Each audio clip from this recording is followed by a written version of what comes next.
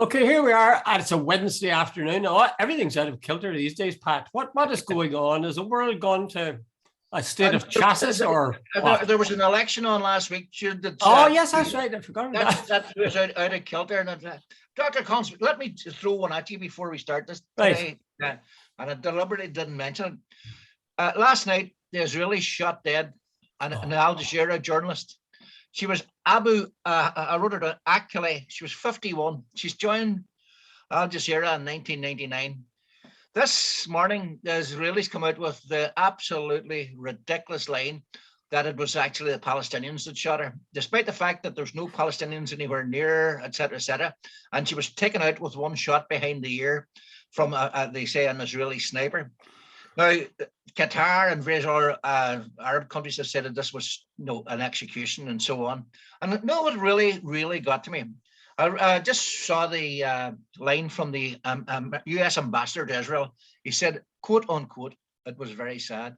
No condemnation of what the Israelis have done. They keep killing people, and there's no condemnation of the Israelis.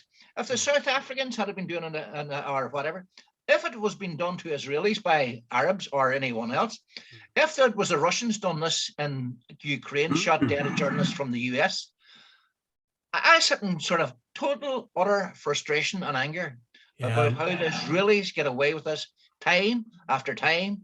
Like there was, a couple of weeks, or not, a couple of years back, they arrested this young Arab guy, and as he was lying prone on the ground. Now they claim he was a terrorist. I'm not 100%. They shot him dead.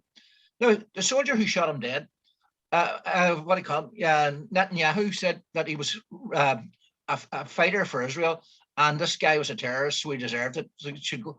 The guy served less than 18 months in something like an open prison.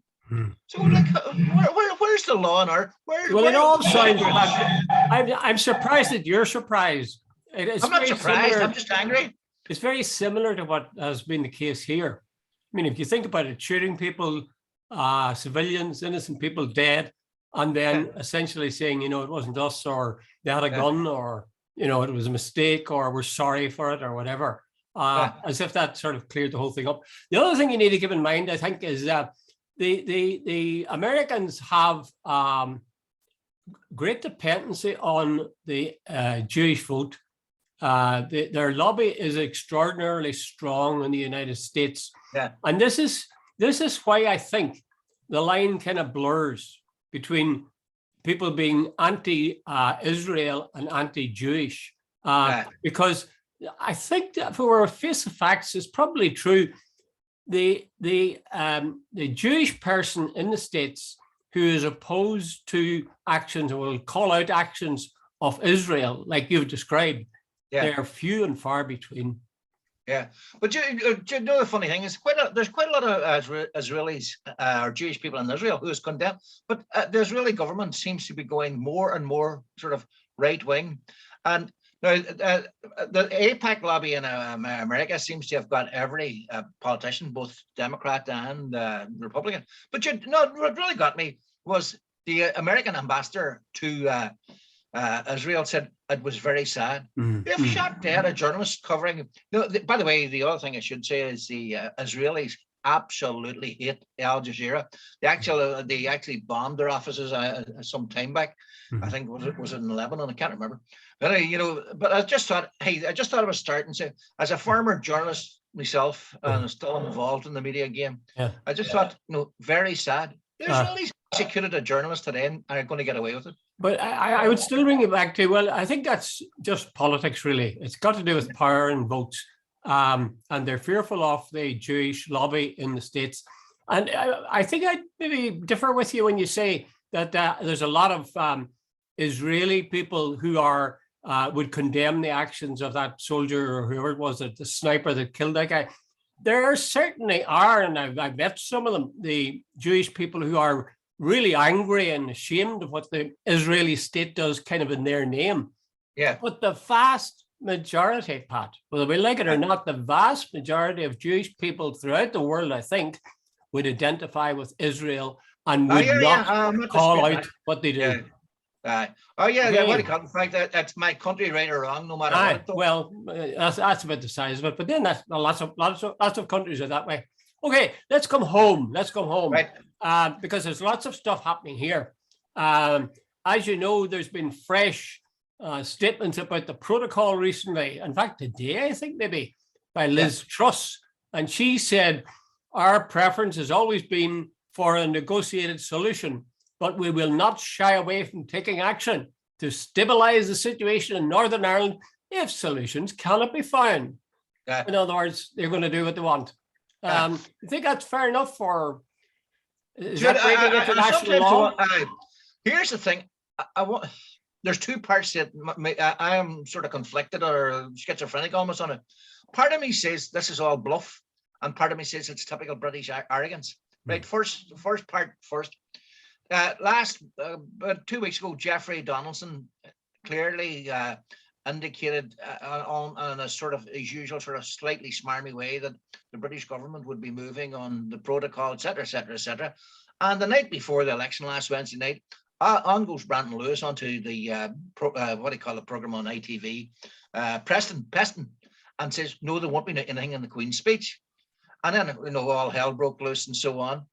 Along comes the Queen's speech yesterday. Nothing in it, nothing concrete in it whatsoever. And then last night, Liz Truss, suddenly out she comes this. If the EU don't move, we will move unilaterally and invoke Article 16 and so on. And you're going, wait a minute, is that real? Is this just now throwing more buns for the sort of DUP bear to catch, and yet there's nothing to it? The other side of the story is, I was listening to, for a wee while today, Ben Habib on Talkback, and he basically said there's an arrogance on the Tory party that we have the right to do whatever we want. This doesn't suit us. When it was put to him, look, wait a minute, you signed an international agreement. Doesn't matter. It's not working, so we're just going to back off. Now, Maris Sefcovic issued a statement last night, which I think was the strongest statement I've ever seen from the EU. It just said, basically, you signed up to this, you knew full knowledge of it, and if now you're playing to a domestic audience back in Northern Ireland, no, we're not playing ball. So, Jude, I don't know if that answers the question you asked. Well, it does to some extent. It's certainly laying the facts more clearly. But I think the motivation behind it myself is for Boris is for distraction, because what's been in the headlines is Keir Starmer saying he'd resign if he was found, fined by the police up in Durham or wherever. And if that happened, then there'd be real pressure on Johnson.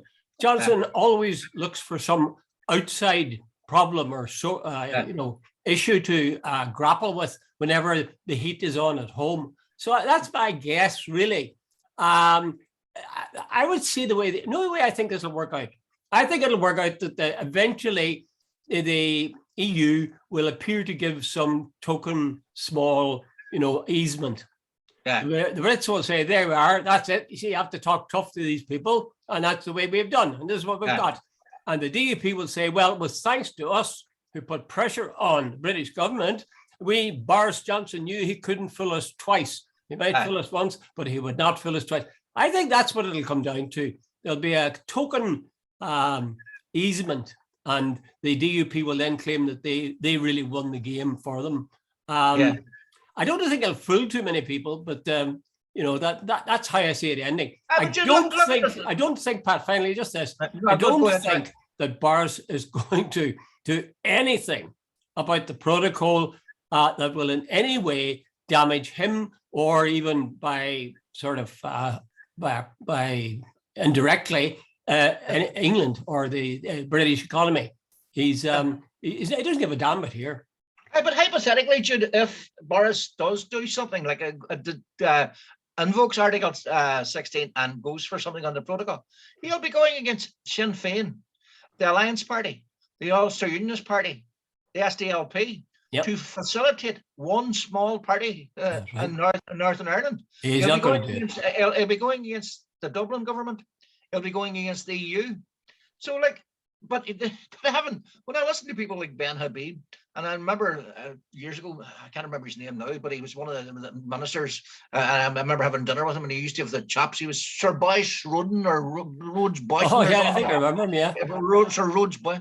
Yeah. Like those old guys, old colonels, dude. I was going, he would have been out of date in the 16th century. Never mind, they believed in a Britain that you were going. Yeah. I was going. Jesus Christ, sort of hang them and flog them, and send them off to the colonies where they go somewhere in Australia. And you're going, Jesus. You listen to these guys. They believe that Britain is some sort of world superpower, can do what it likes. I honestly don't think they do. I think they're pretending to be. And as a result, if they could sort of rally that spirit, that'll bring them votes. Whatever way they've handled things, they've got lots of votes the last time out. So I suspect that this bluster might, be purely for political reasons. And maybe I'm sure they know themselves that Britain no longer really is a world power. It's a relatively minor power, but one to be reckoned with at the same time. I would like to sort of remind myself and you and other people that the reason all of this is a problem is because of Brexit and the protocol. And who was it that brewed this poison? It was the DUP. The DUP spent over £280,000 on a Brexit ad that didn't even run here. It ran in London or somewhere. I think it was Metro. From a Scottish office. Yeah. So this is a poison that they themselves have devised. And if they're now tasting it and it's not too tasty, who's to blame? They're to blame. Let me cut across you, Dr. Collins. Last night, Sir Geoffrey stood up and said, when Theresa May was speaking, he said, can I introduce the honourable member for wherever she's from? Because she said, certain things about the protocol. And he came on and did his, and she says, with respect, Mr. Donaldson, you were offered a deal that would ensure that there would be no hard border on the island of Ireland and no border in the Irish Sea. You refused that.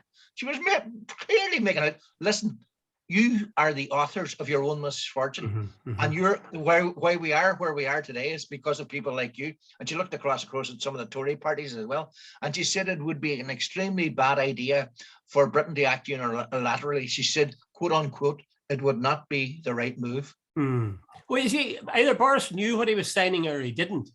If he didn't understand what he signed, then he's a fool. If he did understand and signed it, and now is going back on it, he's a villain. Judge, stop you there. He said, of course he knew what he was doing. There was an election coming up. He wanted a deal. He wanted to get into power, and he would have signed a deal with the devil himself to get him. And he's actually on record. Well, sorry, not on record. That'd be wrong. But Dominic Cummings has said it, that he said, look, let's sign it and we'll unpick it later on. In other words, he deliberately signed a deal just pure and simply to get he could turn. I have now got an oven-ready deal to send, and Jeremy Corbyn was trying to sell this very convoluted deal to the British public, and Boris just goes along and says, "I've got an oven-ready deal," and he gets an 83-seat majority. Well, here's my last one on this, and I think we should move on. Maybe the problem is the protocol, right? And the people who are being, we are told, are being affected by it are the people of the north here, the north of Ireland.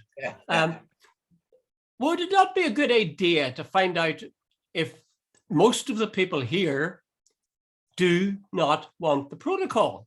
Because the DUP says, oh, no, nobody wants the protocol. Well, as I understand it, a lot of business people say the protocol works fine for us. We can handle it. You might want to iron out a few little things, but by and large, I'm with this deal because it gives me all sorts of advantages. I suggest we should have a referendum. Well, right, two things, Jude. Peter Sherdow, professor from Liverpool University, was on talk back about 2 weeks ago. And there was some guy on saying such and such and such, much like this is damaging bill. He says that is totally untrue, that the Belfast is growing faster than any other part outside of London. This morning, apparently, now I haven't seen it myself, just heard it mentioned, that there's a report out that says that Northern Ireland is actually, the position of Northern Ireland has improved considerably thanks to the opportunities provided by the protocol. Now, Jude, if that's the case, the economic argument is out the window. Well, this is the point. Why isn't some of our economists or some of our journalists or economic journalists looking at the facts of this and finding out if, in fact, for most business people, this is good news, or for most people, business people, this is really bad news, or even most people, because nobody seems to know for sure I mean, the DUP will be able to claim this, and people like yourself or me might reject it. But I don't think we're sure of our figures.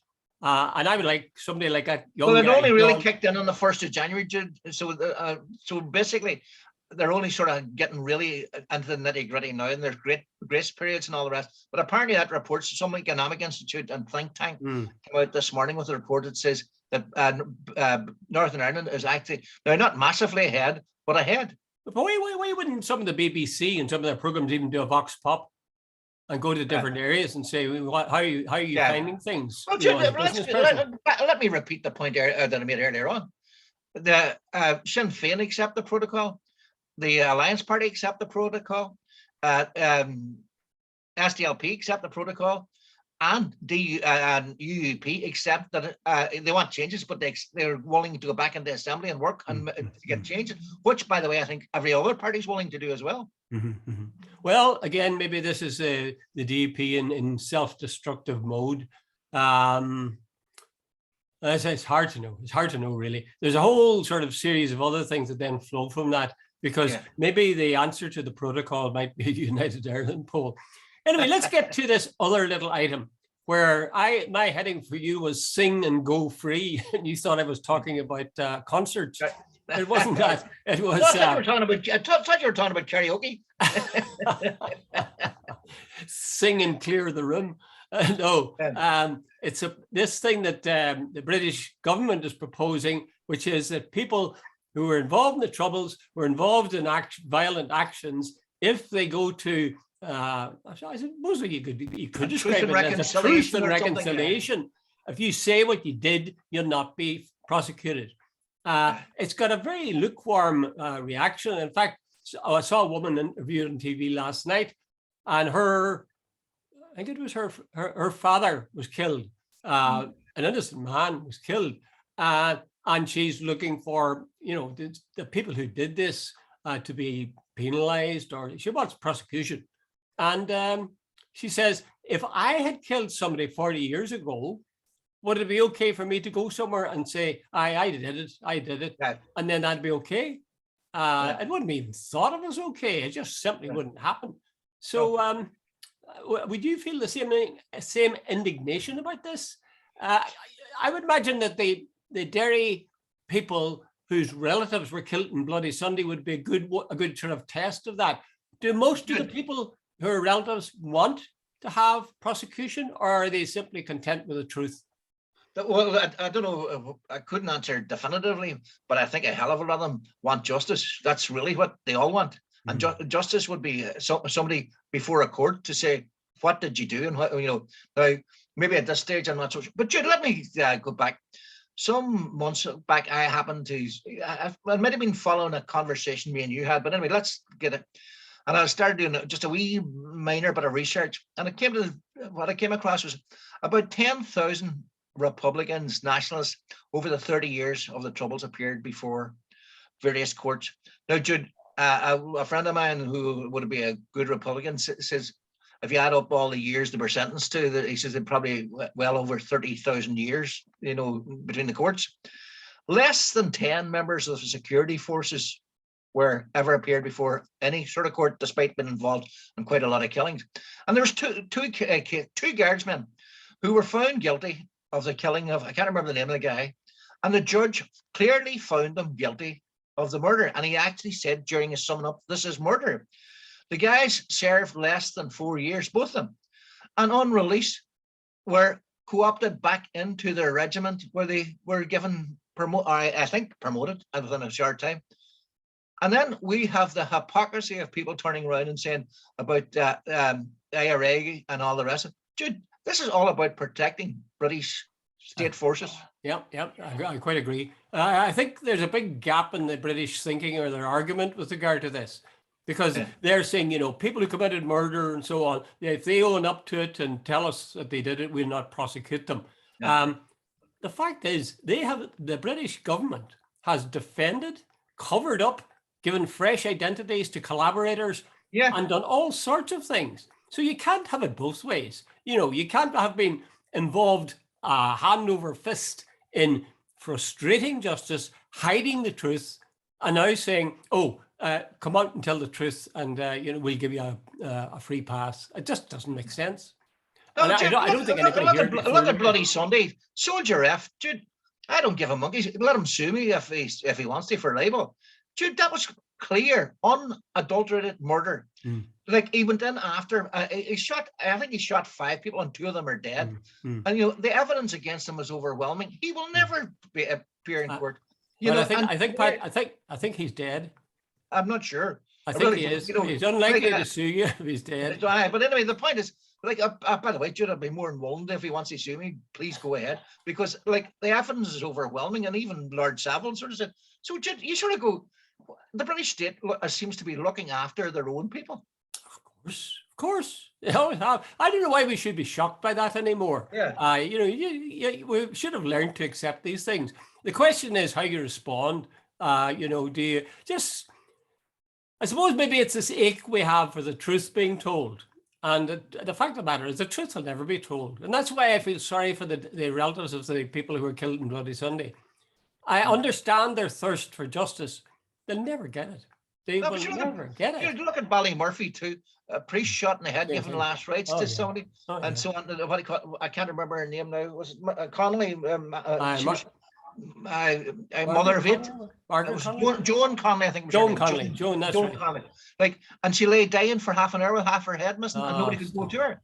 Jude, and yet those are never ever. I think somebody came up with the term hierarchy of victims. I always notice RT and various people always pick victims of the IRA, but never the victims of the British state.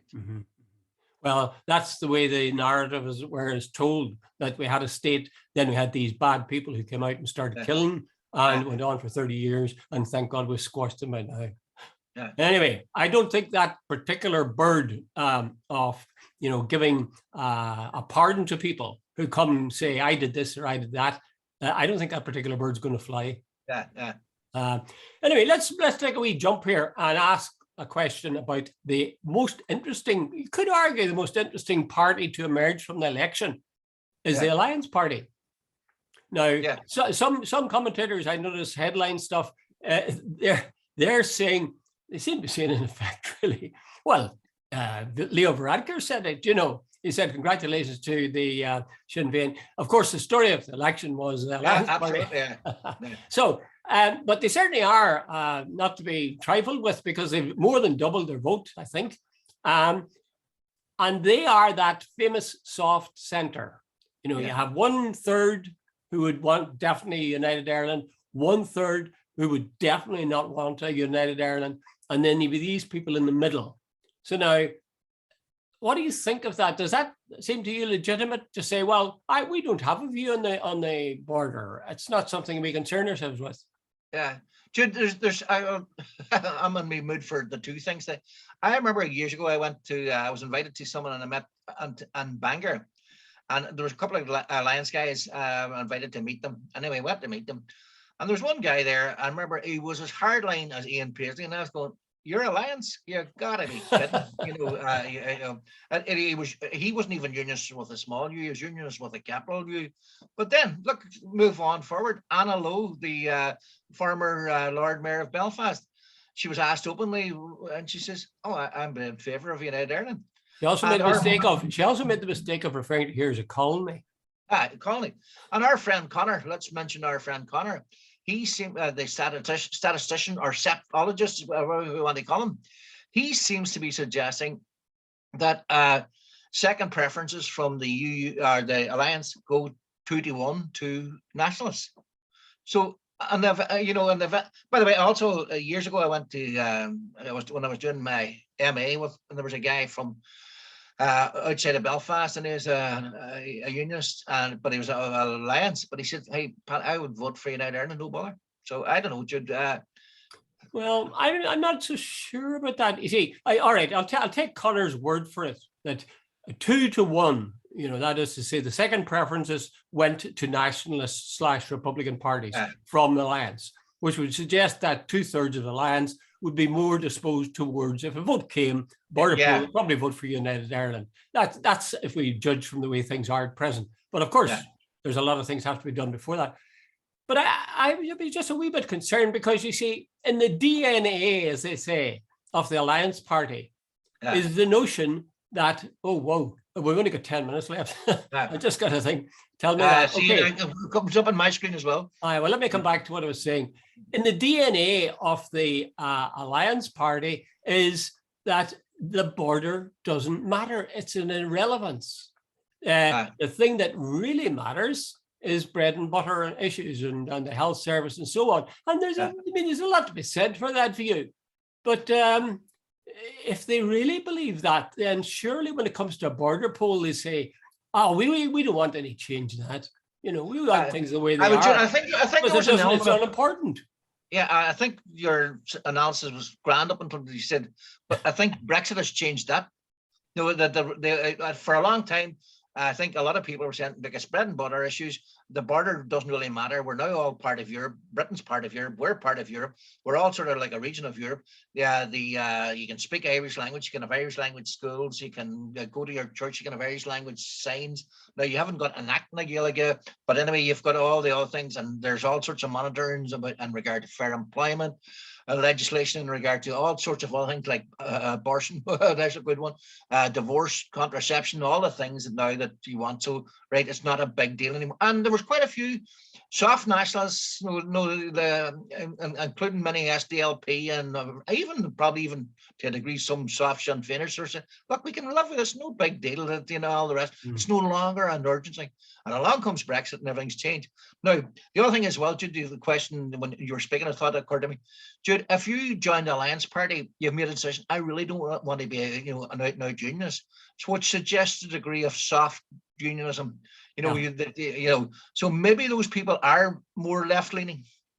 Well, you can see, you could, if I join the Alliance Party, I'm saying the border, all this orange and green is going on forever and ever, and there's no point it doesn't matter. And as you've pointed out now, by default, that makes them unionists. But I don't think that's the way that they would see it. They would say, look, stop talking about the bloody border. Where's the health service? Where's education? And so on, the economy. Now, that's pretty deep and sincere, I believe, in an awful lot of people who are in the Alliance Party, and a lot of people who are outside the Alliance Party as well. So having harbored this vision of here for so long, is it likely that now, in say the next 5 years, say if there was a border poll in 5 years' time, that they would do a vote fast and say, oh no, we're for Irish unity? But the point I'm making here, I think you've slightly misinterpreted. I think if you join the Alliance Party, it doesn't suggest that you're a hardline unionist, does it? That you actually think, well, look, wait a minute, I'm not going to go that far, and I'm not going to go that far. So could it not be considered if you join the Alliance, you're more left-leaning than right-leaning? Now, unionism is basically right-leaning. So if it came to United Ireland, if you could be convinced that fairness, equality, economic opportunity, health service, education, and you're an Alliance Party member, maybe you might be persuaded on a ratio of 2-1 to vote for United Ireland. Actually, yes, I've sort of been the devil's advocate there. I do actually believe that the question of the EU, you said it yourself, Brexit. I would say my guess is about 80 or 90% of the Alliance Party would be in favour of us remaining in the EU. I would be pretty damned astonished if, when they voted, a great number of the Alliance Party voted Brexit. Highly unlikely. If you have a United Ireland, the big thing for them that would come with that would be the fact that it automatically re-enter the EU. No negotiations, no applying for membership. The EU has said automatically United Ireland, all of Ireland will be then again in the EU. So I think that might be quite a strong argument, especially if the people who are in favour of United Ireland start building the case over the next 5 years. By the way, just as you said, there's two things. Number one, there was a very interesting article in the Daily Mirror about 3 weeks ago, where at Malaga Airport, there was absolute enragement by a lot of British guys at a security check. They claimed Irish people were getting preferential treatment at the security check, and that they had waited for 2 hours. The British guys had waited for 2 hours security, and there was not only anger, but there was missed flights and so on. But the obvious thing, Jude, the law of unintended consequences had kicked in. The Irish and the Spanish are part of the EU. Britain is no longer. So there's one on it, and so there's where your missed flights and your 2-hour wait at a queue because you're no longer part of, you don't have automatic entry into Europe anymore. That's, but what was the other thing about Jude, I've lost a second. Well, I'll just finish with this now because I think we're out of time pretty well. The one thing that annoys me sort of is that we're supposed, if you're an Irish citizen, I understood by automatically you were a member of the EU, citizen of the EU as well, European citizen. Now, I'm Irish. I have an Irish passport. I then am a EU citizen. So who's representing me in the EU Parliament? Nobody. That's where that thing breaks down, and nobody ever says, well, that's nonsense to be talking about you as being a EU citizen. Because that's almost saying, yes, you're one, but we don't really bother with you. But hold on, Jude. The thing about it, you can have an Irish passport, which means you get looked after. And the Irish government will say, if you have any problems in Europe, we'll look after you as well. Now, it's a sort of semi-cold house, but it's better than nothing. You're not going to get that in Britain. Well, I think actually we should face up to it. We're not, because Britain has pulled out, or UK has pulled out of the EU, we aren't European citizens anymore in any real sense of the word. If we're not represented in the European Parliament, we are not European citizens. That's the way I would see it. Tell me a joke, Pat. Tell me a joke. Gotta go now. Gotta go. No, I keep telling you, the only jokes I can tell you are not repeatable on air. And can you not clean them up? No, they're out the swear words. Okay, Pat. Thank you very much. Okay, Jude. Catch you later. Talk to you again. Bye. I have to find out how I can get rid of this. Oh, here we are. Off with the recording.